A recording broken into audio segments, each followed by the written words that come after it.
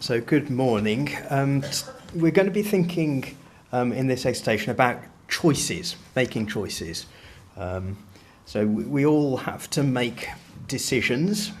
We have to select from options before us all of the time. So this morning, for example, I had to choose what to wear, and so did you. I had to decide whether to come here this morning. And so did you, or whether to connect online. I'm glad you did. I would have been lonely if it had only been me who had decided to come and all the rest of you had come to a different decision. I had to choose which car to come in. We've got two cars. So I could have come in the Fiesta, but I chose the Citroen. And of course, there are some choices that we make in our lives that are more consequential than the ones that I've just mentioned. We have to decide, well, where am I going to live? What employment, what career, what job am I going to do?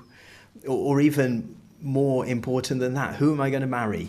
Am I going to get baptized? These big life-changing kinds of choices that we have, decisions to make. Now, some decisions that we make, they're neither right nor wrong. It kind of doesn't matter. Shall I wear black socks today? The answer, by the way, is yes, because I've only got black socks. But, if I'd chosen to wear blue socks, wouldn't really have had a big consequence. But in some cases, there is clearly a right thing to do and a wrong thing to do.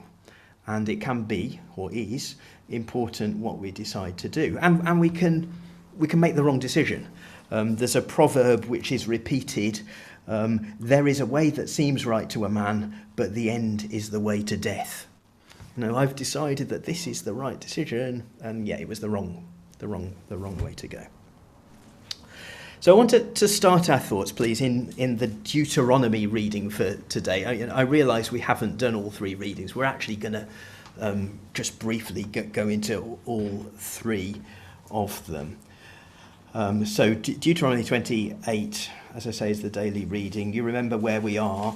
The children of Israel are about to enter the promised land. They're still east of Jordan at this stage, but Moses is telling them about things that are about to happen when they cross. Actually,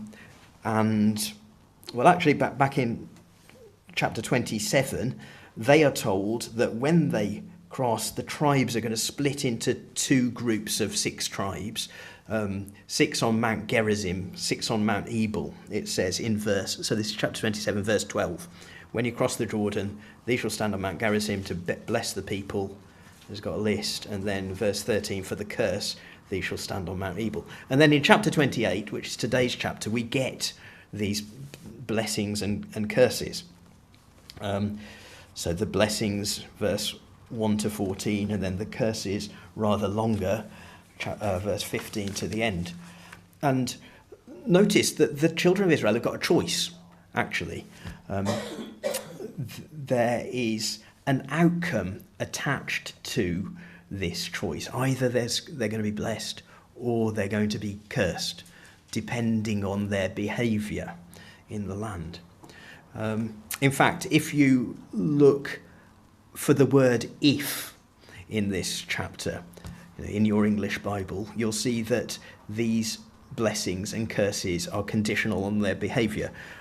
Now, the number of ifs, I suspect, will vary depending on your translation. So in my NASB, New American Standard Bible, I can see in the first 14 verses where it's talking about the blessings, I think there are 4 ifs.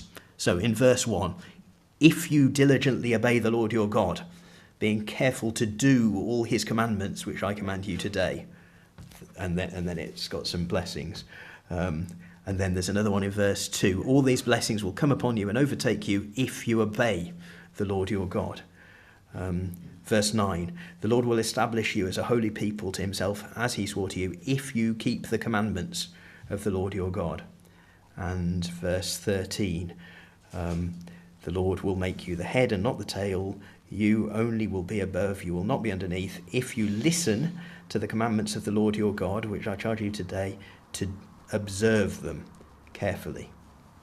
So that's the first thing they could choose to do. It's all to do with listening, obeying, doing what God is setting before them. And then they get the blessings that are outlined there.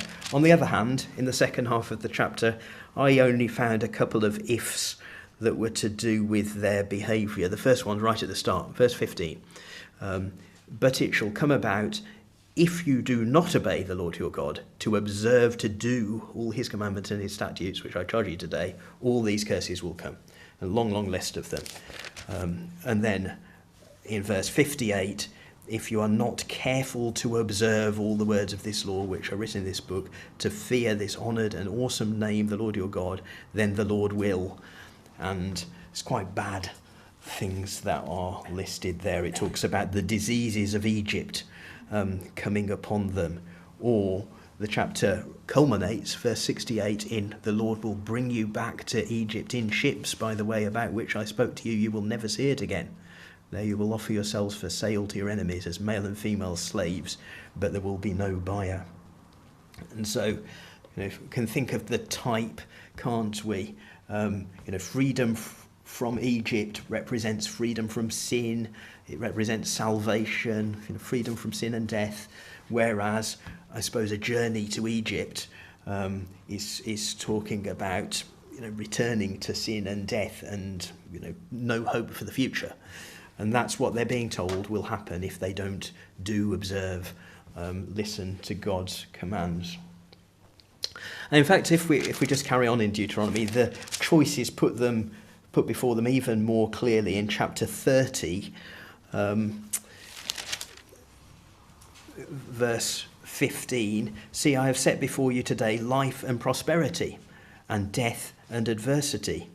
In that I command you today to love the Lord your God, to walk in his ways, and to keep his commandments and his statutes and his judgments, that you may live and multiply, and the Lord your God may bless you in the land where you're entering to possess it. But if your heart turns away and you will not obey, but are drawn away and worship other gods and serve them, I declare to you today that you shall surely perish. You will not prolong your days in the land where you are crossing the Jordan to enter and possess it. And then it repeats it in verse 19. I'm setting before you life and death, so choose life, says God. So apparently an easy choice here, isn't it? This isn't the kind of thing where you've got to think for a long time about, well, which shall I do? Which outcome do I want? It's kind of obvious that you want the blessings. You want the life. You don't want the death part of it. You don't want all the curses. So, did the children of Israel choose all the blessings? Did they do the obvious thing and obey the Lord their God so that they would prosper and live? Well, I'll leave the question hanging, but I think you know the answer. Let's move on briefly to consider then the second reading. It's actually the end of Song of Solomon is today's reading. So Song of Solomon, chapter 8.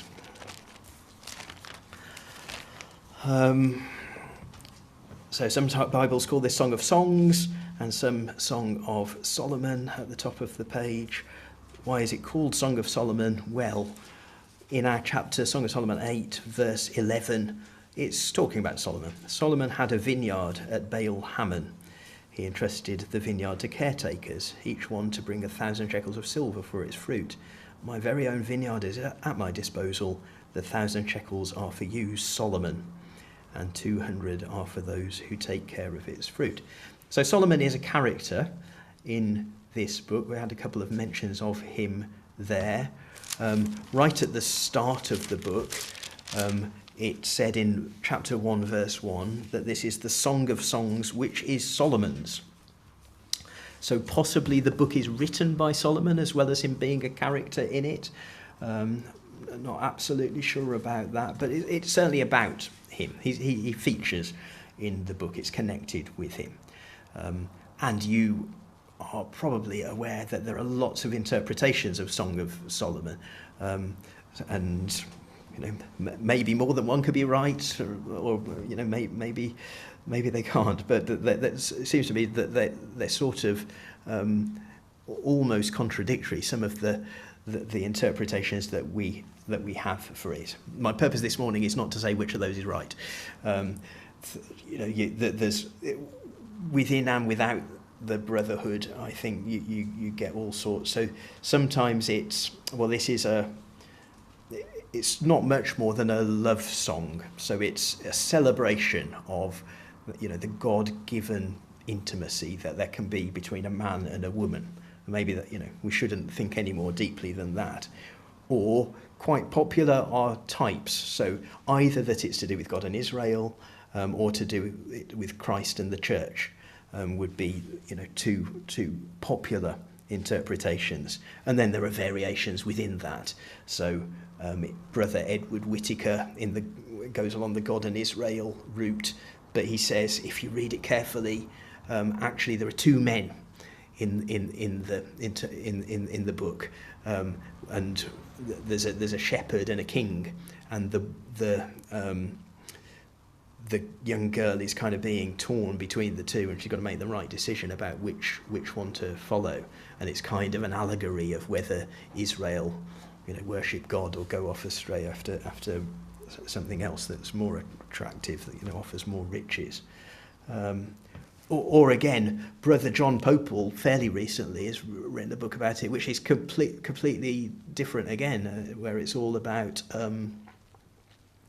this is Solomon being enticed by a foreign woman from Lebanon, and it's kind of talking about the reality of Solomon's life, where he gets enticed away by strange women, and that's what we're reading about here. And actually, we shouldn't be celebrating, his seduction here, but saying that's terrible. As I say, lots of ways to read the book. I think the point that I want to make is that Solomon is here, and we know about him from elsewhere that he did go astray. Maybe I won't say anything more than that. Let's just think about what else we know from Solomon's writings. It's in Ecclesiastes, the previous book, which I think is by Solomon. Certainly in chapter 1 it says it's the words of the preacher, the son of David, king in Jerusalem. You might say, well, son of David could mean, descendant of David, but further down that chapter, verse 12 of chapter 1, it says he's been king over Israel in Jerusalem. And there's only one son of David who's king over Israel. Everybody after Solomon was king over Judah, but not king over Israel in Jerusalem. So I think it's about Solomon, even though he's not named here. He's the preacher. And you remember how it goes. He explores all of humanity, all that the world has to offer. And then at the end of the book, chapter 12, last couple of verses, the conclusion, when all has been heard, is fear God and keep his commandments, because this applies to every person. God will bring every act to judgment, everything which is hidden, whether it is good or evil. So Solomon seems to know that we've got a choice in this world, and there's a correct option, which is to fear God and keep his commandments. Solomon knows that. He writes it down for us. Or again, in his other book, we've got three books haven't we really connected with Solomon. The Proverbs, one before this, Proverbs, Ecclesiastes, Song of Solomon. Again, in Proverbs, he has much the same advice. If you dip into the first chapter of Proverbs, chapter 1, so verse 1 tells us it's the Proverbs of Solomon, son of David, king of Israel. And then verse 7, the fear of the Lord is the beginning of knowledge. Fools despise wisdom and instruction. So there's this kind of dichotomy. Two ways you can go. You can fear the Lord, or you can be a fool and despise God's wisdom, it says. But much like the children of Israel, who have got an obvious choice to make, Solomon, and they don't make it, Solomon does the same, doesn't he? We know from the king's record that in 1 Kings 11 it says that he had many wives. In his old age they led him astray, and he did what was evil in the sight of the Lord, did not follow the Lord fully, it says in the record there. Okay, let's tuck that one away in our mind as well. Somebody else who has a choice set before him and a kind of obvious option to take and is not taken. We've read Acts, so let's have a look at Acts 25-26. We were reading the story of Paul before Festus and then Agrippa. So Acts 25 verse 6, it's a kind of courtroom scene really, isn't it? After he had spent not more than 8 or 10 days among them, he went down to Caesarea, and on the next day he took his seat on the tribunal and ordered Paul to be brought. That's Festus. And Paul says in verse 10, I'm standing before Caesar's tribunal where I ought to be tried. I have done no wrong to the Jews, as you also very well know. So one of the choices that's being made, both by Festus and Agrippa, is, is this man guilty? What charges are going to stick if we send him off to Caesar? We've got to write something. That's part of the choice. But there's another choice which is set out, it seems to me, in chapter 26, which is when Paul is talking to Agrippa. So 26, quite far down the chapter, verse 24, while Paul was saying this in his defence, Festus said in a loud voice, Paul, you're out of your mind, your great learning is driving you mad. But Paul said, I'm not out of my mind, most excellent Festus, but I utter words of sober truth. The king knows about these matters. I speak to him with confidence. I am persuaded that none of these things escape his notice, for this has not been done in a corner. King Agrippa, do you believe the prophets? I know that you do. So a kind of challenge for Agrippa. You know all about this, Agrippa. Are you going to actually, admit that you know about it and that, you obey the prophets? Verse 28, Agrippa replied to Paul, in a short time, you will persuade me to become a Christian. Which I think is him kind of saying, no, I'm not going to do what you're asking me to. And Paul says, I would wish to God that whether in a short or long time, not only you, but also all who hear me this day might become such as I am, except for these chains. So as I say, I don't think we've got any record of Agrippa becoming a Christian, but maybe some of the others who heard what Paul was saying did believe. So in a way, Paul is putting that same life and death decision before everybody when he's got the opportunity. Although he's talking about his own story and why he was arrested, he's also appealing to these hearers for faith.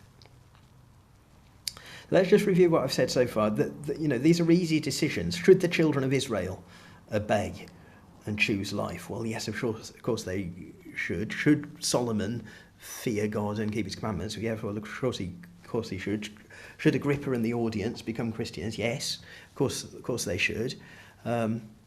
But we've got this fact that's staring us in the face, that people are faced with obvious right decisions to make and don't make them. We need to just think a little bit about why that is. What's so hard about this? Can you come to Romans chapter 7, please? Which is where this giant of the New Testament, the Apostle Paul, is writing about how he feels internally, I think. So Acts 7, verse 15. What I am doing, I do not understand. I'm not practicing what I would like to do.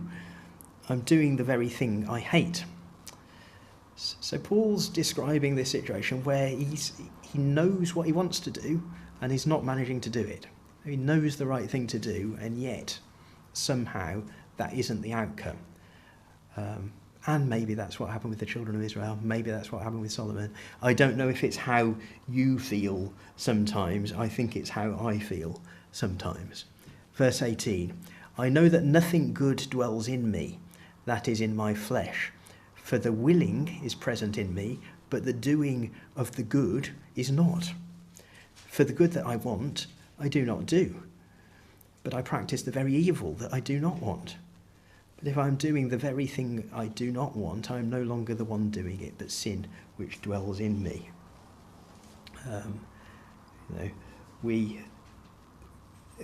But Paul has this problem. I do. I don't know if you feel like exclaiming, a wretched man that I am, or woman that I am. But there we are. That's what we're like. Somehow, it seems to be impossible to do the right thing, even if you want to. So I need to provide some comfort in this predicament that we are in. Can we go back to Deuteronomy, actually, chapter 30? Remember, we read in Deuteronomy 30, we read verse 15, where God said, I set before you today life and prosperity, death and adversity. You just go back a few verses and read what else is there. So verse 11. This commandment which I command you today is not too difficult for you, nor is it out of reach. It's not in heaven that you should say, who will go up to heaven for us to get it for us and make us hear it, that we may observe it. Nor is it beyond the sea that you should say, who will cross the sea for us to get it for us and make us hear it, that we may observe it. But the word is very near you, in your mouth and in your heart, that you may observe it. So, God says in verse 11 that the commandment is not too difficult for you. And yet we've seen that doing the right thing, especially for the children of Israel, or from what we know later on, was difficult. They didn't do it. Even if we try very hard, it seems to be difficult to keep the commands that God gives to us. Certainly the whole of the law of Moses in all its detail is not easy to keep, and yet God says there, verse 11, it's not too difficult for you to keep. So how do we explain what's written here?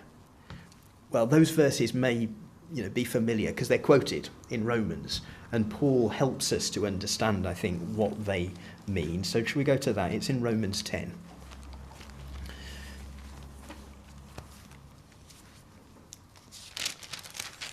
He kind of quotes, slightly modifies, comments on that passage. So we're down at verse 5 of Romans 10.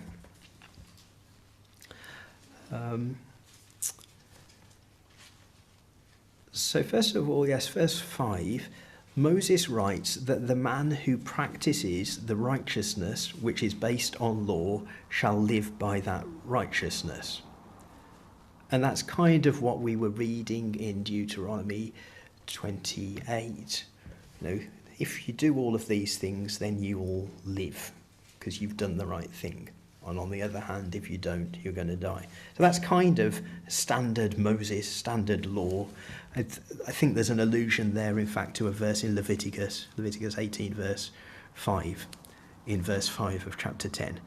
But then Paul goes on to quote a different bit of Moses, although he doesn't say it's Moses now. This is still the law. We've just seen it in Deuteronomy 30 in verse 6. But the righteousness based on faith speaks as follows.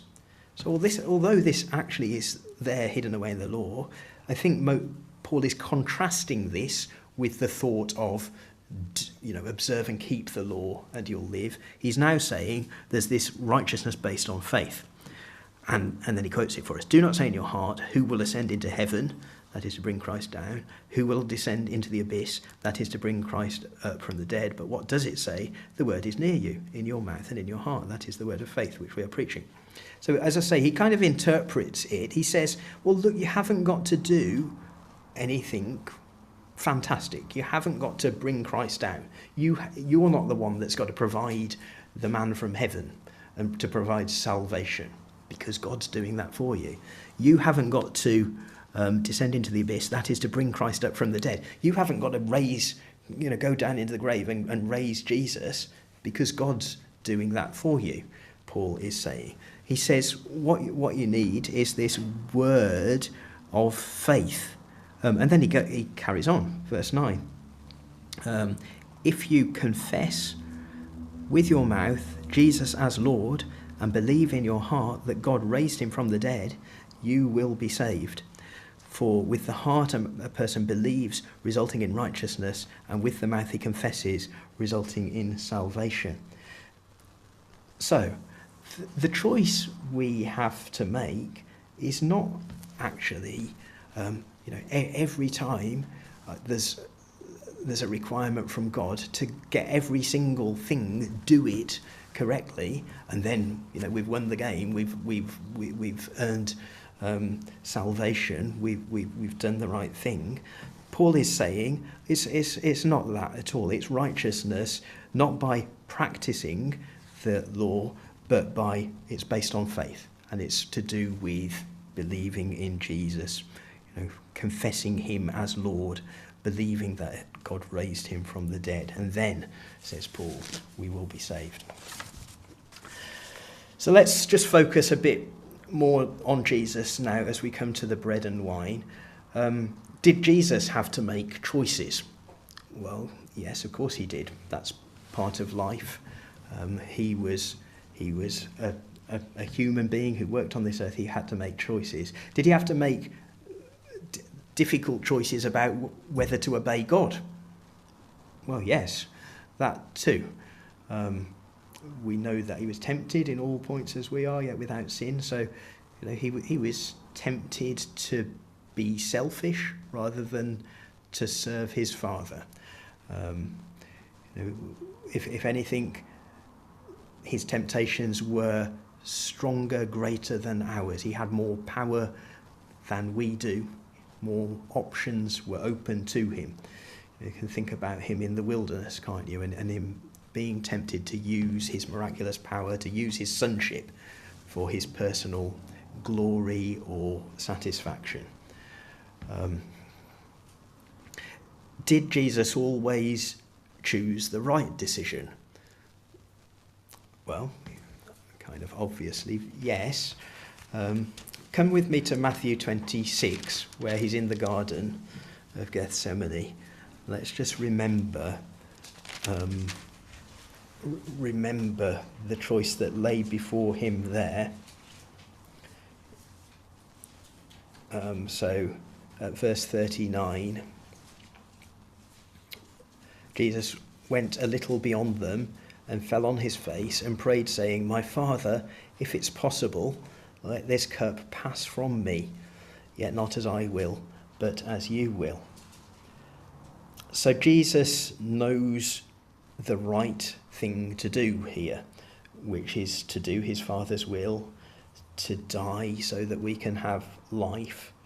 And I think we're seeing here that isn't his natural inclination. We all have a desire to avoid pain and to preserve our own lives. And so he's having to make a choice. And when it comes to it, he does make the right choice. He chooses the right way. He does his Father's will. So he has to pray a second time, doesn't he? Verse 42, he went away a second time and prayed, saying, "My Father, if this cannot pass away unless I drink it, your will be done." So for us then, we've got here a wonderful example of the only one who's chosen the right option every time, even when it's difficult.